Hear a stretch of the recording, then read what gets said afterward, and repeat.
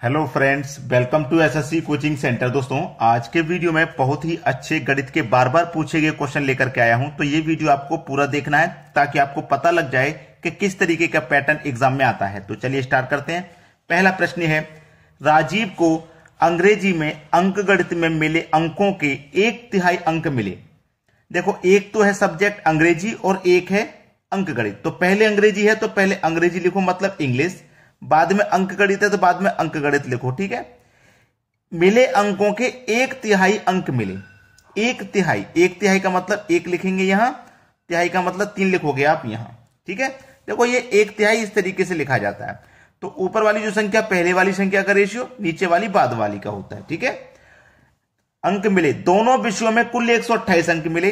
दोनों विषय के मिला के 128 अंक मिले। जो योग है ना दोनों विषयों का 128 मिला है। अनुपात में योग कितना है दोनों विषयों का? 4, ठीक है। 4 से घटाओ, 4 त्रिक 12, 4 दूनी 8, ये 32 बार में कट जाएगा। आपसे पूछा गया है उसे अंकगणित में कितने अंक मिले। अंकगणित का रेशियो कितना है? 3। तो 32 का मल्टीप्लाई 3 से कर दो, 96 हो जाएगा, 96।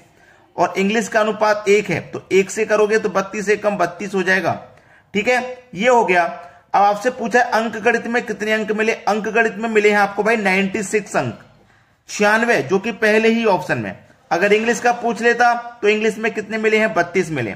अगर आप इन दोनों को जोड़ दो तो 2 और 6 8, 3 और 9 12, 128 हो जाएगा कि नहीं। तो इस 128 में से अंकगणित के अंक 96 हैं और इंग्लिश के अंक 32 हैं। समझ में आ गया ना सभी को। चलिए अब देखते हैं अगला प्रश्न। अगला प्रश्न है, एक सूक्ष्म जीव प्रत्येक 24 घंटे में अपनी संख्या को दोगुना कर देता है। 30 दिन के अंत में इसकी संख्या 84 लाख है। इसकी संख्या 21 लाख कब होगी? देखो, एक सूक्ष्म जीव प्रत्येक 24 घंटे में अपनी संख्या को दोगुना कर देता है। यानी मान लो आज संख्या 1 है तो कितनी हो जाएगी 24 घंटे में? दोगुनी 2 हो जाएगी। 10 है तो 20 हो जाएगी 24 घंटे में। 12 है तो 24 हो जाएगी, यानी कि दोगुनी हो जाएगी। इतना उसने बोला है, ठीक है ना, इतना उसने बोला है। तो 24 घंटे का मतलब क्या भाई? 24 घंटे का मतलब क्या है? एक दिन में दोगुनी कर रहा है।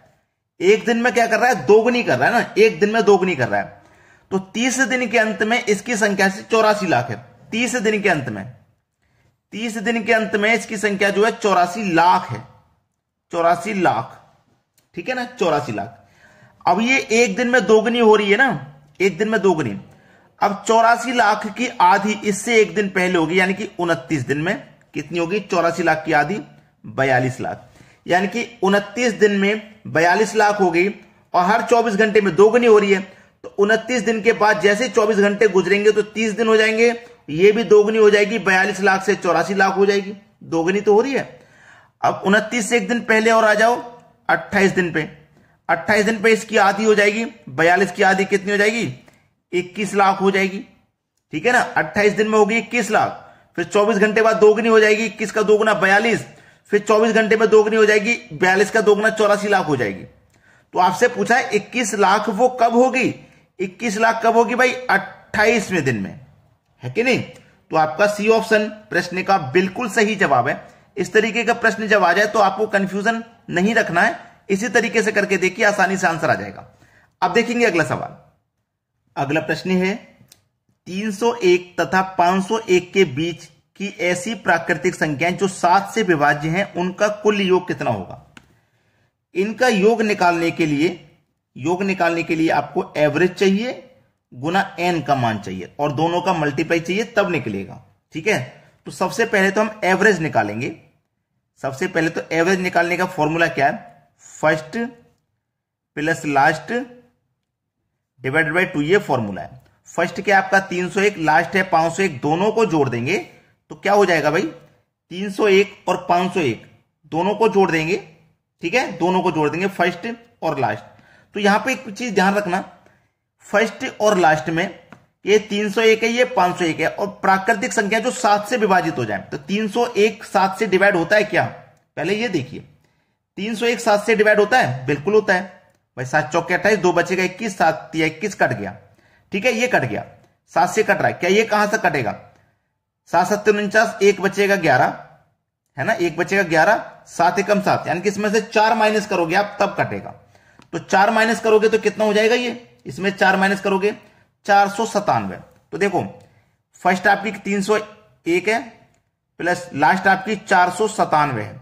अब मैं इनको जोड़ूंगा और 2 से क्या करूंगा डिवाइड, 1 और 7 8, 9 और 0 को 9, 3 और 4 7, 798 को 2 से डिवाइड कर दो, 2 तिया 6, एक बचेगा 17, 2 अट्ठे 16, नहीं ये वाला 7 है, केवल ये वाला नहीं है, ये अलग है, 2 तिया 6, एक बचेगा 19, 2 नीम 18 और एक बचेगा 18, 2 नीम 18, 399 हो गया।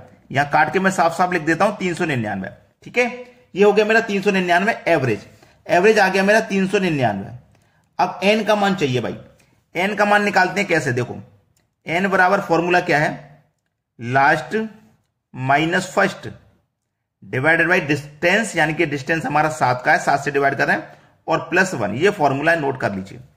लास्ट संख्या हमारी कितनी है भाई, जो 7 से डिवाइड हो जाए, 497 थी ना भाई, 501 तो 7 से नहीं कट रहा, 497 कट रहा है, इससे पहले वाला, तो 497 लेंगे, माइनस फर्स्ट 301 है, ये भी 4 से कट रहा है, 7 से डिवाइड कर दो और प्लस इसमें 1 करना है। 497 में से माइनस करेंगे 301 तो 196 बचेगा, 7 से डिवाइड करेंगे प्लस 1 करेंगे तो 7 से कटा दो भाई, 7 दूनी का 14 जाएगा, 5 बचेगा 56, 7 अट्ठे 56 और प्लस 1 ये वाला, तो हो जाएगा 29। तो एन का मान 29 है। अब इन दोनों का आपको मल्टीप्लाई कर देना है, ठीक है। चलो 399, 29 को मैं क्या लिख सकता हूं, 30 माइनस 1 29 लिख सकता हूं, ठीक है, क्लियर है ना। तो चलिए 399 का मल्टीप्लाई मैं 3 से कर दूंगा, एक ये 0 आ जाएगा, 3 निम 27 का 7 कैरी का 2, 3 निम 27 और 2 29 कैरी का 2, 3 तिया 9 2 11, माइनस 399 का मल्टीप्लाई 1 से करेंगे तो ये 399 ही हो जाएगा। 10 में से 9 जाएगा 1, 16 बचा, 6 बचा ना, कैरी ले लेंगे, 16 में से 9 जाएगा, 16 में से जाएगा 9 तो 7 बचा, 8 बचा, 8 में से 3 जाएगा तो 5 और ये 11, 11 571, 11 571, यानी कि डी ऑप्शन क्या है प्रश्न का बिल्कुल सही जवाब। तो पहले आपको एवरेज निकालना है, एन का मान निकालना है, दोनों का मल्टीप्लाई करना है, तब आपका आंसर आ जाएगा। अब देखते हैं अगला प्रश्न। अगला प्रश्न है, ऊंट के एक झुंड का 1/4 जंगल में देखा गया, झुंड के वर्गमूल का 2 गुना पहाड़ों पर चला गया, शेष 15 ऊंट नदी के किनारे देखे गए, बताइए कुल ऊंटों की संख्या थी, कुल ऊंटों की संख्या क्या थी, ये हमें बताना है। चलिए, ऊंट के एक झुंड का 1/4 जंगल में देखा गया, कितना, 1/4 जंगल में देखा गया, ठीक है, ये प्रश्न है। ऊंट के एक झुंड का 1/4 जंगल में देखा गया, झुंड के वर्गमूल का 2 गुना, झुंड के वर्गमूल का 2 गुना पहाड़ों पर चला गया, वर्गमूल का 2 गुना। अब ऑप्शन में जब आप देखोगे तो कौन सी संख्या ऐसी है जिसका परफेक्ट वर्गमूल हो सकता है, 36 है भाई, ठीक है, 36 है। तो मैं यहां पे 36 लूंगा, तो ये मेरे पास ऊंट है, इसी का, ये ऊंटों की संख्या है, झुंड है, इसी का 1/4 कहां चला गया, इसी का 1/4 जंगल में देखा गया, इन 36 ऊंटों का 1/4 भाग जंगल में देखा गया, इसके वर्गमूल का 2 गुना पहाड़ों पर चला गया, इसके वर्गमूल का 2 गुना, वर्गमूल का 2 गुना, 36 का वर्गमूल करोगे तो 6 होता है, और 6 का 2 गुना करोगे तो 12 होता है, तो इसका 2 गुना पहाड़ों पर चला गया, यानी कि पहाड़ों पर कितने चले गए, 12 चले गए, ठीक है।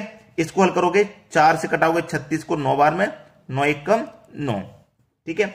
इसका मतलब क्या है, क्या 36 के 1/4 जंगल में चले गए, मतलब 9 जंगल में चले गए, वर्गमूल के 2 गुने पहाड़ों पर चले गए, मतलब 12 पहाड़ों पर चले गए। तो देखो 9 और 12 कितना हो गया, 21 हो गया ना, और बोला गया है 15 ऊंट नदी किनारे देखे गए, तो 21 ऊंट तो ये हो गए, 15 नदी के किनारे देखे गए हैं, तो टोटल 36 नहीं हो जाएंगे, तो सी ऑप्शन ही तो सही जवाब है। समझ में आ गया ना। चलिए अब देखते हैं अगला प्रश्न। अगला प्रश्न है, एक पेड़ प्रतिवर्ष अपनी ऊंचाई का 1/8 बढ़ता है, कितना बढ़ता है भाई, 1/8 बढ़ता है, ये बढ़ता है ना, तो 8 में एक जोड़ के लिखोगे 9/8, और घटता तो 8 में से एक घटा के लिखते 7/8। ठीक है, समझ में आ गया। आज उसकी ऊंचाई 64 सेंटीमीटर है। कितनी है भाई? 64 सेंटीमीटर है। तो 2 वर्ष बाद पेड़ की लंबाई क्या होगी? 2 वर्ष बाद, तो इसी से 2 बार मल्टीप्लाई कर दो, 9/8 गुने 9/8। ठीक है, इसी से कर देंगे, और 8 और 8 64 हो जाएगा। 8 8 मल्टीप्लाई 64, 64 से 64 कट गया। 9 का मल्टीप्लाई 9 से कर दो, 81 सेंटीमीटर होगी। डी ऑप्शन है भाई प्रश्न का सही जवाब। अगर लाइक नहीं किया ना वीडियो तो लाइक कर दो भाई, और शेयर भी कर दिया करो ताकि सभी को ऐसी जानकारियां मिलती रहें। वीडियो देखने के लिए बहुत बहुत धन्यवाद।